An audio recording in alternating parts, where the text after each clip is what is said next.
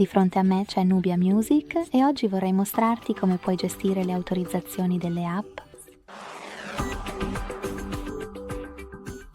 Inizia aprendo le impostazioni e scorri fino a trovare Privacy.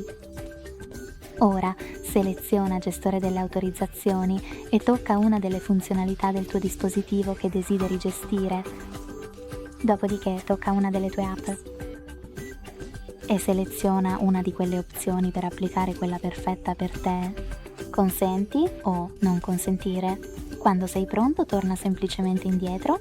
Se vuoi puoi anche selezionare una delle tue app e questa volta tocca visualizza tutte le autorizzazioni in fondo per gestire tutte quelle solo per l'app scelta. Allo stesso modo, grazie mille per aver guardato.